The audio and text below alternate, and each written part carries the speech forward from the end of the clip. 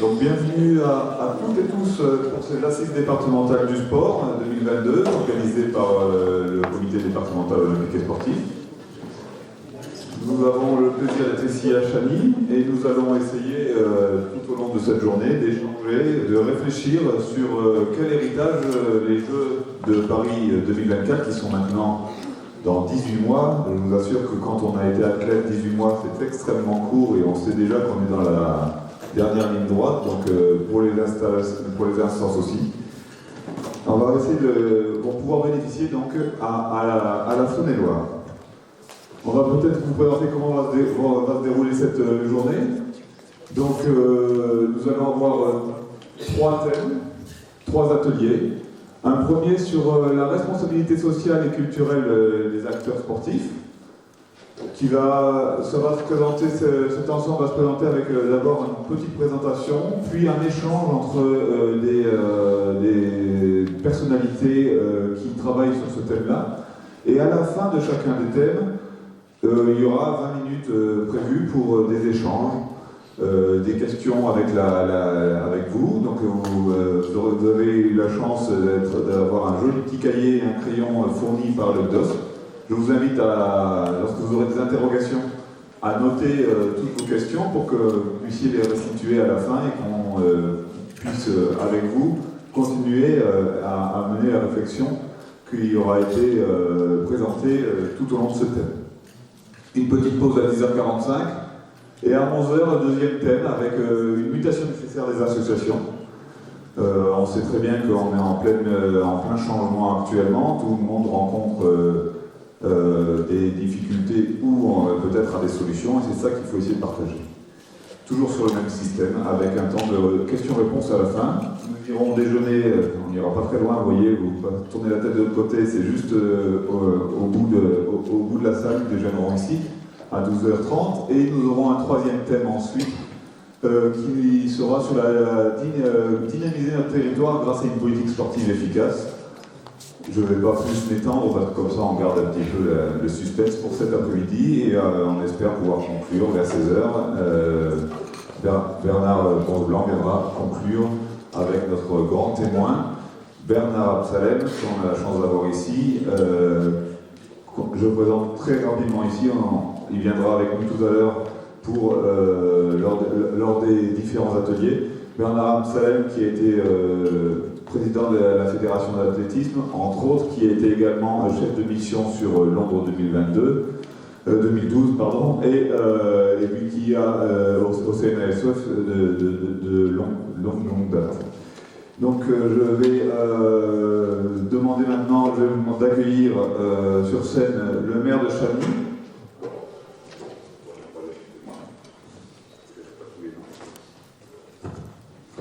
Je vais vous demander, Sébastien Laurent, le maire de Chagny, de venir sur scène. Bernard, s'il te plaît, pour Blanc, de venir sur scène également.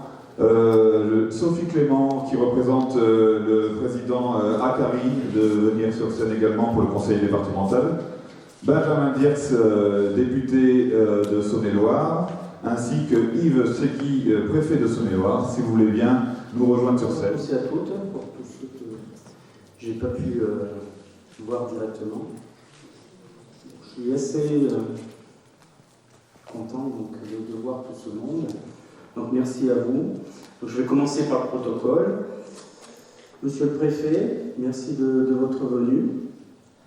Monsieur le sous-préfet, merci également de votre venue et on se voit très régulièrement. Monsieur le député, merci. Madame la vice-présidente du conseil départemental, monsieur et madame les conseillers départementaux, ici présents, monsieur le président de la Fédération française d'athlétisme, ex-président, mais je pense que le titre est conservé de longue date, monsieur le président du comité français, Pierre de Coubertin, monsieur le président du conseil départemental olympique et sportif de Saône-et-Loire, mesdames et messieurs les maires, mesdames et messieurs les élus, chers collègues, mesdames et messieurs les représentants des associations sportives et culturelles, mesdames et messieurs, Donc en quelques mots, je vous souhaite la bienvenue à Chagny. Merci Monsieur le Président Ponce Blanc d'avoir choisi la ville de Chagny comme hôte de ces assises du sport. Donc j'en suis très fier. Merci à Patricia Rossignol, donc, qui est adjointe à la mairie de Chagny pour tout son travail et pour l'organisation de cette journée. Donc nous sommes fiers et très honorés de vous accueillir et de vous voir aussi nombreux pour cette journée de travail. Ce choix n'a pas dû être facile, Monsieur le Président, mais ce geste à l'encontre des petites communes, partenaires du Terre de Jeux 2024, est très fort. Vous allez tout au long de la journée parler d'héritage. Quel héritage? Cet héritage doit être partagé par tous et chacun à son niveau, avec ses moyens, ses structures, afin de tailler sa pierre à l'édifice de Terre de Jeux 2024, qui, on l'espère, sera un événement très festif, solide et durable. Donc nous serons à vos côtés, autant aux côtés des athlètes qu'aux côtés de toute l'organisation, afin que cet événement soit le plus joyeux et festif possible. Chagny-en-Bourgogne, en quelques mots, c'est une petite commune de 6 000 habitants qui compte pas moins de 76 associations pour environ 2000 licenciés. Donc ils ne viennent pas seulement de Chagny, mais aussi des environs. Donc on est une commune dite centre-bourg qui fédère et accueille de nombreux Saône-et-Loiriens autour des thèmes du sport et de la culture. On a beaucoup de disciplines sportives avec de très bons résultats.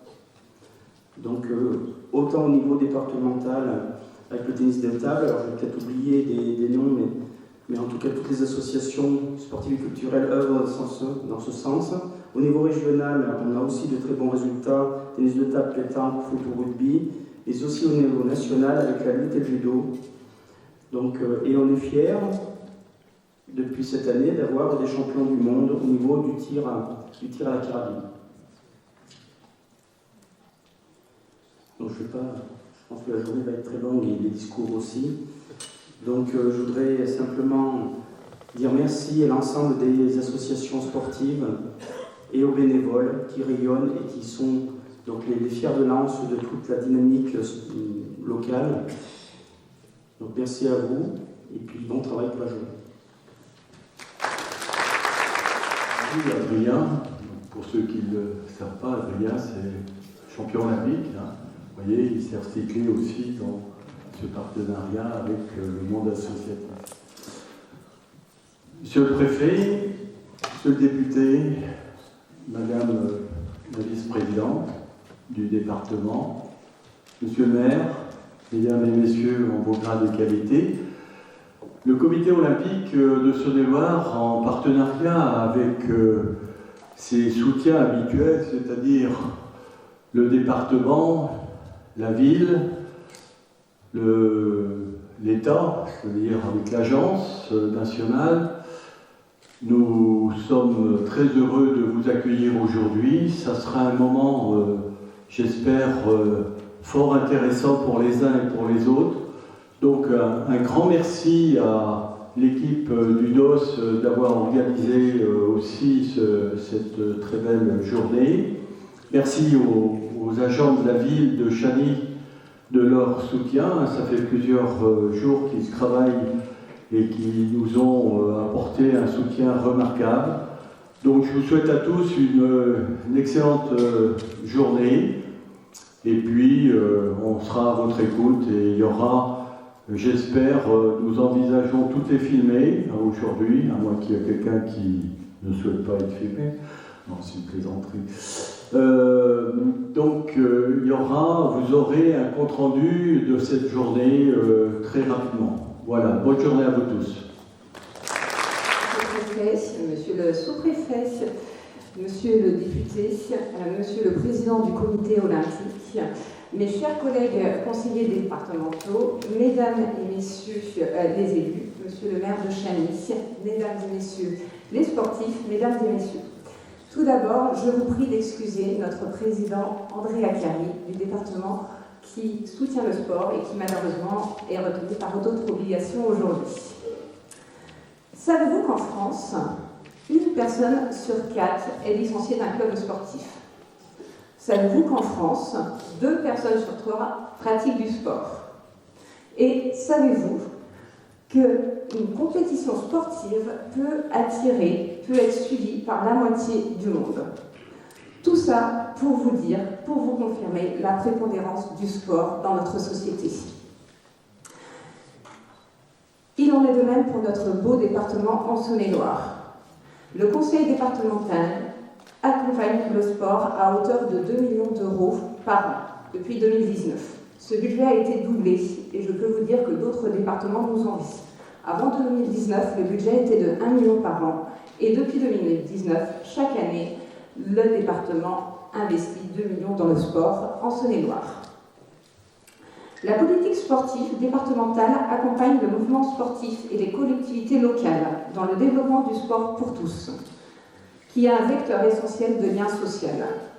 Le département a souhaité adapter sa politique sectorielle aux priorités actuelles avec 5 objectifs. Favoriser des publics prioritaires, développer la solidarité territoriale, faire du sport un vecteur d'attractivité, positionner le département comme acteur, mettre en place la dématérialisation des procédures. Les subventions aux comités sportifs départementaux, aux clubs sportifs amateurs, aux sportives et aux sportifs, aux écoles de sport, aux manifestations sportives et aux déplacements vers un événement remarquable contribuent à atteindre ces objectifs et encouragent le sport dans tous ses états, que ce soit un simple loisir ou une pratique d'excellence. Par ailleurs, le département aide les projets d'investissement portés par les associations et les comités sportifs pour l'achat de matériel, comme des véhicules ou du matériel informatique ou autre matériel sportif. De plus, grâce à l'attractivité de notre territoire et un cadre propice à la préparation d'une compétition, la Saône-et-Loire est terre d'accueil pour les JO 2024. Depuis 2018, le département de Saône-et-Loire et le comité départemental olympique et sportif de Saône-et-Loire ont décidé de travailler ensemble sur un projet commun et fédérateur afin de candidater pour être centre de préparation pour les Jeux olympiques 2024 et paralympiques.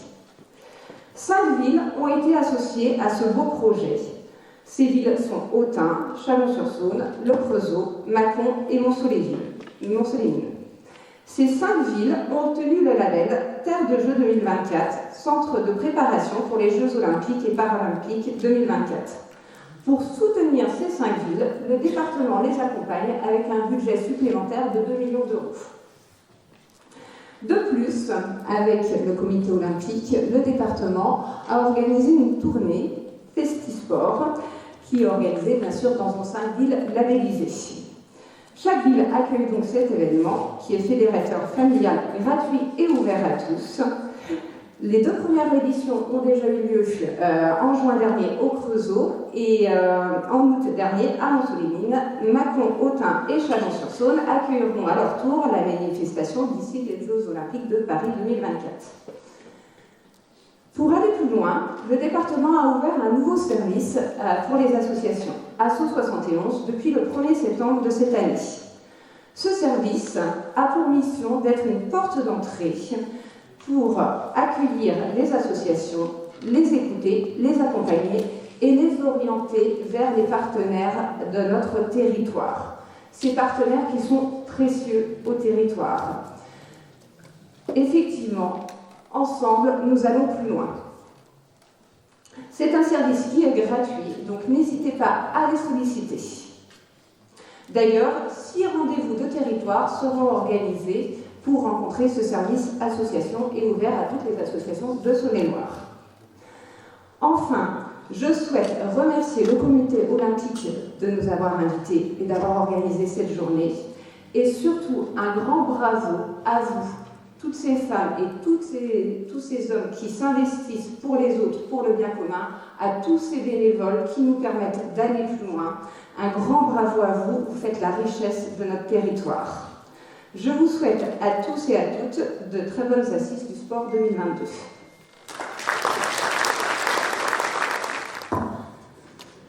Merci, monsieur le préfet, monsieur le président, madame la vice-présidente, monsieur le maire, mesdames, monsieur le grand témoin, mesdames et messieurs les élus, mesdames et messieurs représentants du monde sportif, chers amis.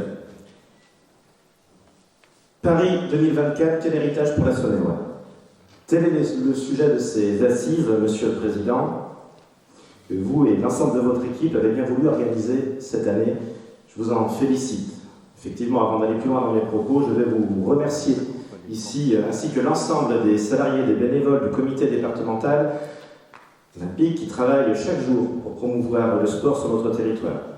Et je ne peux ici que saluer vos différentes initiatives depuis de nombreuses années, et notamment celle concernant l'organisation des Jeux de Saône-et-Loire, que j'ai moi-même pu pratiquer. Vous le savez, j'étais en 1992 en tant que basketteur, je suis le président du comité aussi présent, et c'est un très grand souvenir pour l'enfant que j'étais alors. Donc c'est ces Jeux qui rassemblent en tous les cas de nombreux jeunes pratiquants dans une ambiance toujours festive.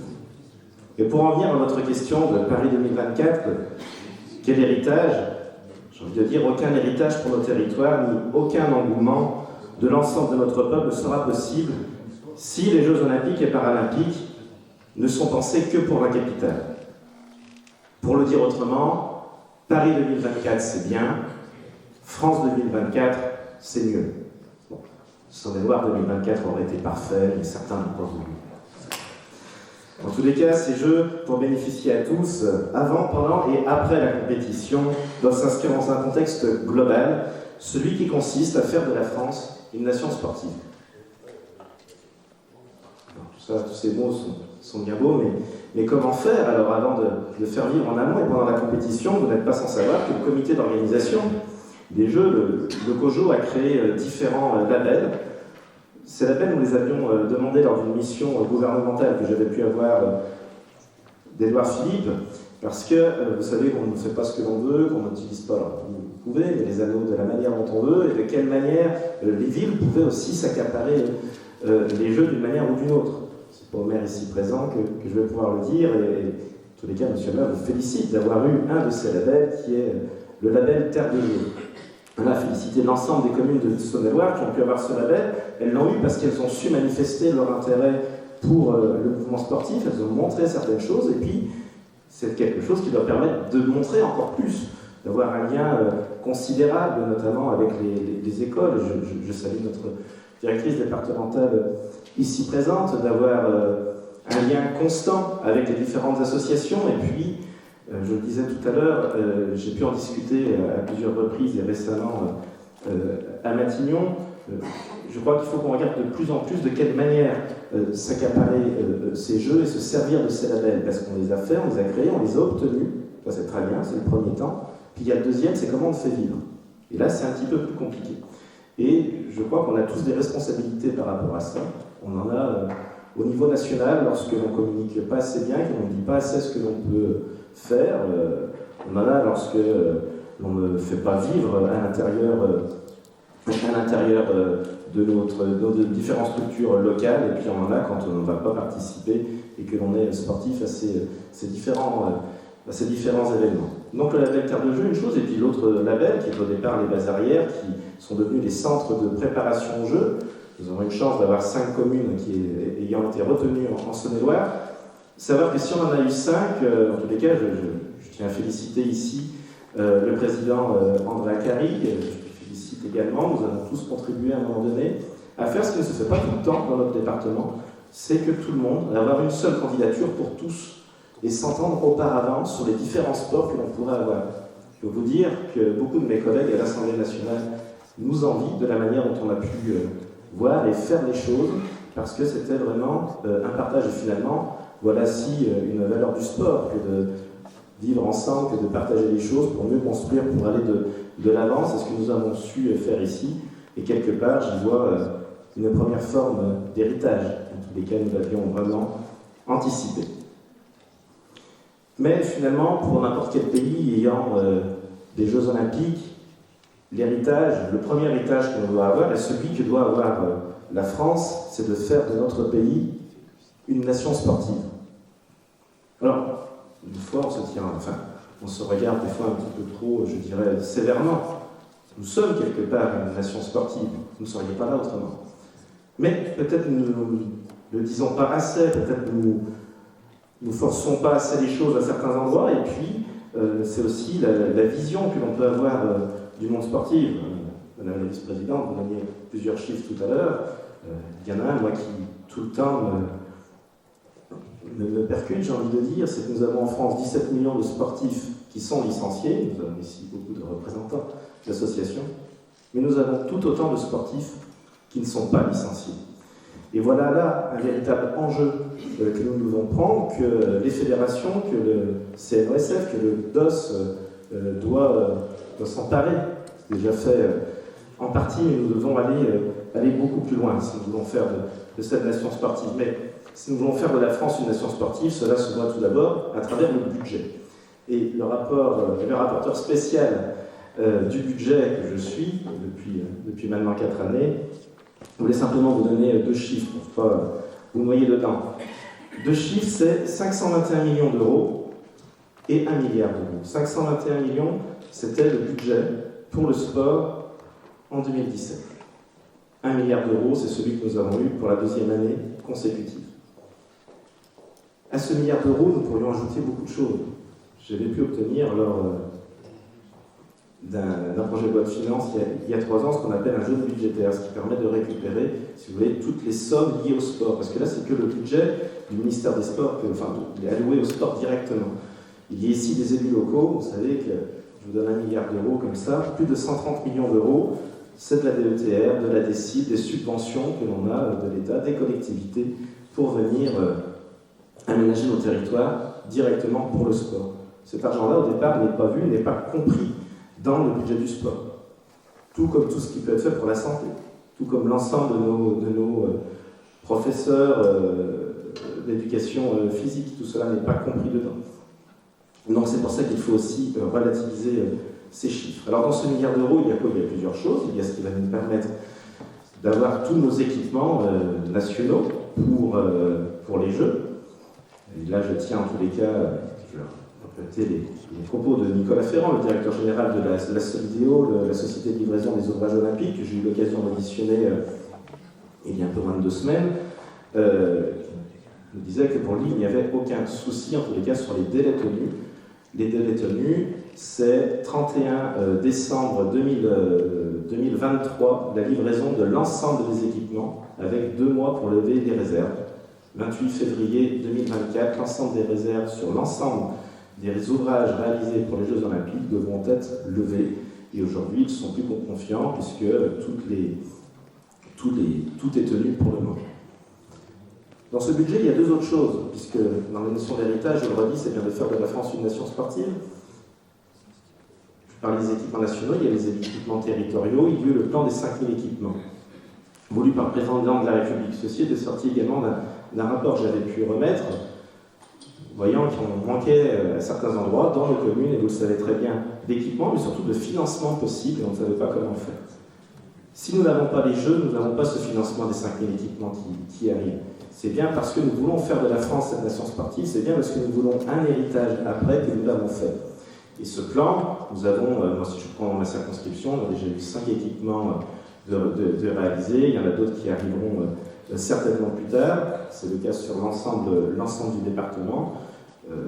On a pu même prolonger un petit peu les budgets au niveau national, donc c'est une très bonne chose. Et puis, moi ce que j'ai pu demander, je vous dis au niveau national, c'est que si à la fin de ce plan, on se rend compte qu'il y a des dents creuses dans notre pays, des endroits où nous n'avons aucun équipement sportif, ni dans des écoles, ni dans des communes. À ce moment-là, faisons le nécessaire et octroyons de nouveaux crédits pour remédier à cela. Puis autre chose de très important, parce que je faisais la comparaison entre les licenciés et les non-licenciés, mais les pratiquants du sport, c'est le passeport. Le passeport, quand on met en place le passeport, c'est pour emmener les gens vers le sport, mais ce que l'on met en avant surtout là, ce sont nos fédérations, ce sont nos associations. Autrement, ce n'est pas le type de dispositif qui aurait été choisi. Ça aurait pu être une aide pour des habits sportifs, pour ce que vous voulez. Non, là, ça a bien été pour les personnes qui allaient prendre une licence. Donc quelque chose de très important, qui a pu être porté notamment par les crosses, en tous les cas l'ensemble du mouvement sportif, on avait pu voir les choses à l'époque ensemble. Ce passeport, aujourd'hui, c'est plus de 70 millions, enfin, c'est 100 millions d'euros en crédit, mais c'était 70 millions d'euros consommés l'année passée, donc on a encore un petit peu de travail à effectuer pour que l'ensemble de nos jeunes viennent dans le club. 2 points encore très rapides, en tous les cas, pour vous dire ce qu'il en est de l'héritage, et j'en parlais tout à l'heure avec notre grand témoin, c'est le sport santé. Le sport santé, c'est 288 maisons sport santé qui ont été créées. L'objectif est de 500, c'est plus de 3 millions par an dans le budget du sport. Nous avons eu la chance à Mâcon d'avoir une des toutes premières maisons sport santé. C'est quelque chose que nous devons continuer. Et puis, nous disions aussi tout à l'heure, nous avons permis aux médecins de prescrire le sport, en tous les cas aujourd'hui. C'est peut-être quelque chose qui n'est pas encore assez fait. Et il faut continuer, en tous les cas, les formations, les explications à cet endroit. Et puis, un mot sur l'héritage doit être aussi économique. Économique, avoir des nouvelles rentrées d'argent, on se plaint souvent de ne jamais en avoir assez, mais économique pour le sport et pas que. Parce que la question qu'on doit se poser toujours, c'est pourquoi on veut une épreuve sportive. On la veut, et on le dit là depuis tout à l'heure, pour que nos jeunes, on parle du sport santé, et envie le dépassement de soi, tout ce que l'on connaît des valeurs du sport, mais il y a aussi quelque chose de purement économique qui doit venir, de la grandeur de notre pays, qui doit montrer à l'international, et c'est tout un enjeu. Et c'est pas que pendant la période des Jeux qu'on va montrer. C'est bien avant, c'est au moment de la vente des billets, de ce que l'on pourra proposer de notre pays. C'est quelque chose qui est très important, qui a été, en tous les cas, vu par le COJO. C'était l'autre mission que j'avais pu avoir il y a 4 ans maintenant. Vous dire que cet aspect-là est également bien regardé dans notre pays. Il y a un nouveau poste, d'ailleurs, de délégué ministériel a été créé il y a peu. Voilà, en tous les cas, sans être plus long, si vous me le permettez, je terminerai, Monsieur le Président, avec des mots que j'avais pu avoir à l'Assemblée nationale. Tout simplement, vous dire que pour moi, le sport, et même si d'ici nous sommes des sportifs tous dans l'âme, le sport n'est pas seulement affaire de mouvement et de sueur. Il est espoir. Il est humanité. Loin de se définir comme une compétition, il agrège les destins pour créer un mode de vie. Notre mission à tous, ici présents, c'est de l'accompagner. L'accompagner urbi et orbi, et l'accompagner pourquoi ? Pour ce que nous voulons tous, c'est-à-dire du sport partout et du sport pour tous. Je vous remercie, Monsieur le Président. Monsieur le député, Madame la vice-présidente du conseil départemental, Monsieur le maire, Monsieur le président du conseil départemental, mesdames et messieurs, donc, en vos qualités respectives, Madame la directrice académique, Monsieur le sous-préfet, mesdames et messieurs les présidents, les animateurs de clubs sportifs. Alors, en quelques mots d'abord pour remercier le président du CLOS, d'abord de son invitation, ce qui me donne l'occasion, arrivé depuis seulement un peu moins de mois, de rencontrer un grand nombre d'acteurs du territoire où vous êtes, et en réalité un grand nombre de producteurs du lien social dont notre société a un besoin primordial. Et donc c'est avec beaucoup de plaisir que je partage ces quelques instants. Le sous-préfet restera un peu plus longtemps que je pourrais le faire ce matin avec vous, mais ces quelques instants permettent de vous dire à la fois toute l'attention, la considération que je vous porte en tant que représentant de l'État territorial, à travers en personne tous ceux qui animent les diverses fonctions de l'État territorial, parce que sans vous, véritablement, il manquerait quelque chose d'extrêmement important dans notre vie du quotidien. Je crois que c'est une forme d'éloge aux bénévoles, aux animateurs que vous êtes, que je me devais de faire à cet instant, à cette tribune. Alors après, on peut disserter à l'infini sur les valeurs du sport. Elles sont immenses, les valeurs du sport. Elles sont immenses. Elles ont été rappelées par les intervenants précédents. Je ne vais pas faire de la redite. Je dirais simplement que, à travers le sport, on retrouve à la fois une forme d'hygiène de vie, bien évidemment. On retrouve aussi la volonté de se surpasser, de se fixer des défis, d'aller plus loin, et surtout, de le faire avec un certain nombre de valeurs, qu'on soit sportif de haut niveau, qu'on soit sportif du quotidien, qu'on soit sportif sans être nécessairement licencié, on peut partager des valeurs. Et les valeurs de respect, les valeurs de partage me semblent être des valeurs essentielles dans ces moments tout particuliers, ces moments que nous traversons ensemble, qui sont des moments de préparation d'un rendez-vous universel, finalement intemporel, que va organiser notre pays en 2024, qui doit être exceptionnel. Il le sera à travers votre mobilisation du quotidien, il le sera à travers une mobilisation nationale de très grande ampleur sur tous ces aspects, évidemment, organisationnels, sportifs, sécurité. Vous imaginez tout ce qui peut assortir donc un événement planétaire auquel vous aurez votre contribution pleine et entière. Alors, pour faire du sport, il faut évidemment des clubs sportifs, il faut des volontaires, des animateurs, des entraîneurs, il faut aussi une politique qui accompagne, qui encourage. Elle a été déclinée de différentes façons par les intervenants précédents, au plan local, au plan national.